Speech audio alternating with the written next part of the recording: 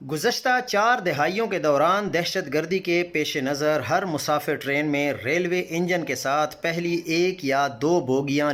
Luggage van लगाई जाती हैं ताकि रेलवे इंजन तबाह हो तो लेकिन मुसाफिर बोगियों को कम से कम नुकसान पहुंचे। इन लगेज वैनों में रोज़ाना 500 से ज़ायद ट्रकों का सामान लोड करके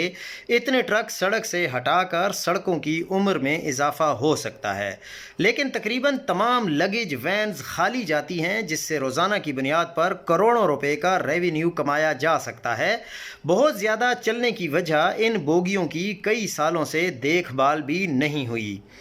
और ये 70-80 किलोमीटर की ज़्यादा स्पीड पर पूरी ट्रेन के लिए ख़तरनाक हैं। याद रहे कि प्राइवेटाइज हो जाने वाली तमाम ट्रेनों की ये वाली बोगियां रोज़ाना का 3 लाख से ज़ायद कमाती हैं और रेलवे की मुख्तलिफ़ ट्रेनों में ऐसी बोगियों की तादाद रोज़ाना 200 से ज़ायद खाली चल रही होती हैं, जो अरबों रुपए सालाना रेवेन्यू आ सकता है। इसे तो कम अज़ कम आप समेट सकते हैं।